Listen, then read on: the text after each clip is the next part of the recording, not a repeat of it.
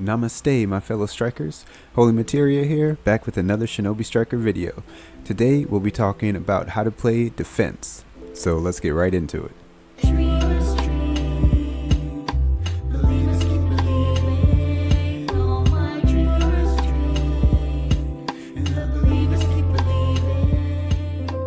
Okay, so defense types are simultaneously the easiest and the hardest class to play in Shinobi Striker. So let me explain why. So they're the easiest because they're unanimously considered to be OP. Like they're the most overpowered class in the game. They're the easiest to just pick up and play. So that's why a lot of new players end up playing defense, myself included. So like right now I'm a healer and range main, but when I first started playing I wanted to be a healer. I wanted to be a healer and range main, but I ended up having to switch into defense because I kept dying so much as a range type when I first started playing, and people were just tearing me up. I didn't really know what to do as a range type, and then I was like, okay, well let me try this defense class, and then I realized like, oh, I can get as many kills, or basically as many kills with the defense type as I can with my range type when I was at a low skill level. And so I was like, okay, well I'm just gonna be defense and, you know, go and get kills, and it's really hard for other people to kill me because in Shinobi Striker, defense types have so much damage potential compared to how tanks are in most games that are similar. So usually the tank class is very durable. They have the most health, the best defense, the best defense and like armor or whatever, but they can't output very much damage at a time. So it balances out. So in most games, the defense type, it's hard to kill them, but it's also hard for the defense type to kill other people. So there's this balance. But in Shinobi Striker, defense types have that good health and they have armor, super armor and stuff like that, but they also can output so much damage that rivals attack types and range types. So they kind of have no weaknesses. So that makes them really easy to play. But the problem is why they're hard to play is because it's easy to play as a defense type, but it's hard to play the defense role because it's hard to play as you're supposed to, quote unquote, supposed to play as a defense type, because it's really easy to fall into the traps of just, oh well, I mean I can get lots of kills, so I'm just gonna go after these kills, because I mean that's the most fun thing to do. A lot of times in most games, tanks are sort of the least played class. Lots of people kind of find tanks to be boring because they're just because of like what their role is, and we'll talk more about what the tank's role is in this game also. So a lot of times like you won't have a tank on your team, or like the games will have to give rewards for people playing as tanks because they're not really a desirable class to play as. But in Shinobi Striker, it's never had that problem because defense types are so OP that lots of people want to play as them. But because they're so OP, not many people actually play defense type at the way defense types are supposed to be played. So let's talk about how we should play defense type, or like the last video with the healers. This is more about like what's expected of you if you're playing defense, if you're the defense type on your team, and especially if you're the only defense type on your team. So let's get right into it. So we'll start on combat, and this is in combat mode is the mode where it's easiest to fall into that trap of, okay, I'm gonna go after kills because it's easy for me to kill people, and they can't really kill me because I have so much health, so I'm just gonna like run after everybody and try to get kills. Defense types on every game mode, but on combat also, number one, you should be playing the objective. So defense types are the most objective based class, and because of this, they're the hardest class to play correctly because you need the most awareness of the game to be good at playing defense, because you need to know what's going on with your teammates, you need to know what's going on with whatever objectives are in the game mode that you're playing, and you just need to be aware of everything. You need to be aware of your opponents also, like where your opponents are, where your teammates are, where the objective is, when you should rotate to what thing. So they need the most situational awareness, defense types, out of all the classes. Healers are close, but because defense types have to think about their teammates and the objective at all times, I'd say that they have more on their plate to deal with. So in combat mode, what does that look like? What does playing the objective look like? So the thing that defense type should be focused on the most is getting the scrolls. So they need to rotate to the scrolls and make sure they get the scroll for their team, because they have the best move set to be able to take the scroll from the other team. To be able to use Sand Shield or Nido Jizo or something to plant themselves on the spot where the scroll is going to spawn and be able to get it for your team, because those can change the tide of a match. Not just like the ultimate scrolls, but there's a few scrolls that can change the tide of a battle. To go along with this, this is a little advice for everybody playing the other classes, sort of. In combat, you want to try to stay with your team as much as you can. But because of the nature of Shinobi Striker, the way it's so open, the maps are so big and it's so easy to move around, it's very easy for teams to get separated because everybody's trying to do their own sort of thing. So you might have an attack or your range type trying to chase down a kill of somebody who's low on health, and then they end up separated from their team, and then they get jumped and they're like, well, where's my team? What happened to my teammates? Or a healer might end up by themselves, maybe trying to go heal somebody, and then they end up getting attacked after the person they were trying to heal gets killed. So the thing is that defense types are focused on rotating to each of the scrolls, wherever the scrolls spawn. The rest of the team should be grouped up with the defense type, because of the builds that defense types will run in combat. It's most advantageous to your team to stay around the defense type, because you need to be with them to get the benefits of their move sets that they'll be running in combat battles. If you're a defense type and you're playing with other people, you need to let them know, like, okay, I'm about to rotate to the scroll, you guys follow me. Or if you're just playing solo, maybe spam the group up button or something. But so this is just for other people who are playing as a random. Try to stay around your defense type, because that's where you're going to be the safest. Because the second thing that defense type are doing, and this isn't even like second, this is after getting the scroll. These are kind of like the two things that defense type should be doing in combat battles. So defense type should also be trying to protect their teammates. So that's what tanks do in every game, is protect. They're the people that protect their team. In combat mode in Shinobi Striker, so like in most of games like this that are much slower, the defense type has like some kind of big shield that they can put in front of their team, and everybody can kind of hide behind it. But because Shinobi Striker is so like kind of free roaming and everybody's all over the place, that a shield like that wouldn't be really practical. So you can run Sand Shield in combat mode, but that would be more to get the scroll than to defend your team. So the best way, one of the best ways to defend your team in combat mode is to use the Uchiha Flame Formation, so Obito's ninjutsu, because this puts a shield around your team that it can basically deflect one attack. Even most ultimates will get deflected by the first hit of it, at least.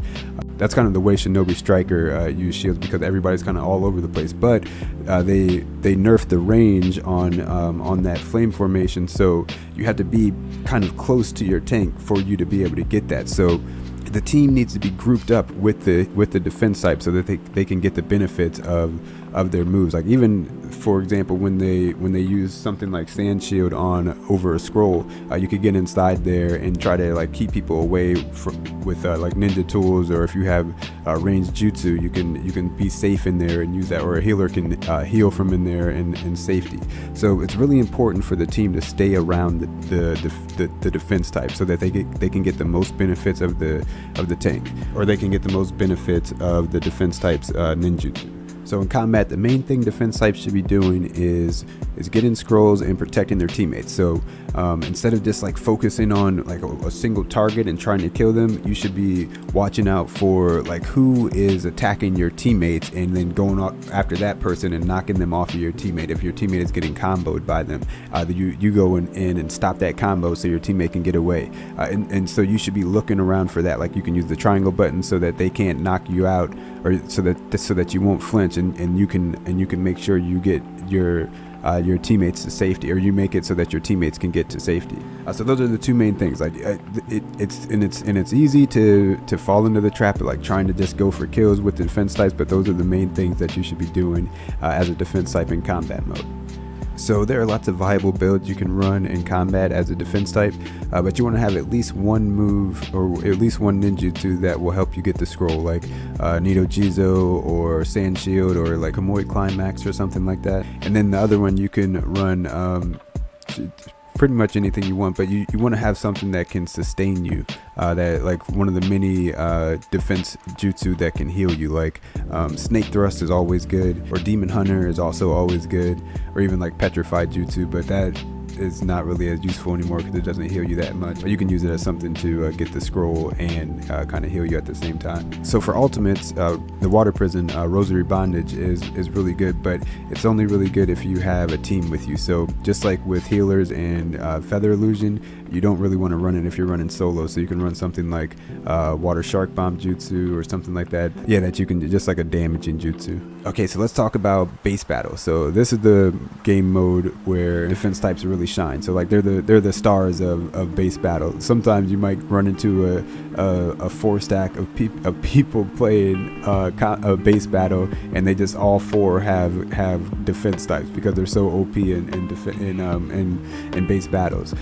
So in base battle, so I made a video before about how to balance Shinobi Striker, and I was talking about how there are 2 types of ninjutsu in the game. So there's like offensive ninjutsu and utility ninjutsu. So the offensive stuff are like the obvious ones, like, you know, Fireball Jutsu or Dragon Flame Bomb, Lightning Blade, and things like that. And then the utility moves are more the moves that are just useful in some way, like Sand Shield or Sharingan or Kamui Bond and Kamui Climax, stuff like that. In base battle, the thing that makes defense types so overpowered is that they can run 2 utility moves that are both really great for capturing and holding on to bases. So for example, they could have a build like Sand Shield and Petrifying Jutsu, or Sand Shield and Nido Jizo, or just some combination of or Kamui Climax. Like you could just interchange those in any way you want, and it's pretty much a decent base build. Especially once you cap the base, it's so hard to take a base from a defense type that's good at playing defense and has a decent build with just 2 utility moves. There are some defense moves that are just good in any game mode. Like for example, Snake Thrust is good in all the game modes. It's got so much utility, and then also Demon Hunter is one of the best moves in the game, especially since it heals you now. So, but on base battle, you should have at least one way to heal yourself, so that you have that sustain, because defense types, a good defense type could just stay on one base and just basically keep it by themselves the whole match without any help, unless they get like jumped by 3 or 4 people. But in general, you could just stick one defense type on a base, and they have that base. They can handle it because of their jutsu and because of their triangle button that makes it so that they won't flinch while they're doing their triangle move. You can just knock people off the base by spamming triangle. And yeah, so they nerfed the blast bombs, which were really good in base battle before. So you can experiment with different ninja tools now. Like a few good ones are some of the scientific ninja tools, like the fire, especially the fire, there's a few actually, like the fire and the Rasengan, because they break stuff like Sand Shield and Water Pillar, and also depending on what kind of build you're running, you could use the explosive tags also. But yeah, so defense types should sort of cap a base and kind of just hold that base. You can go to help your teammates, like rotate to different bases depending on how the match is going, but you want to make sure that the base that's like the main base that you're holding on to, keep an eye on it so that the other team won't cap it.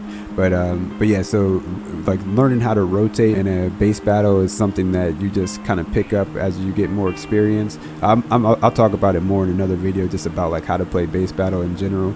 But yeah, so defense types should be able to hold on to a base by themselves for the majority of the match. Like at least have the base that they're focused on capped more often than it's not capped.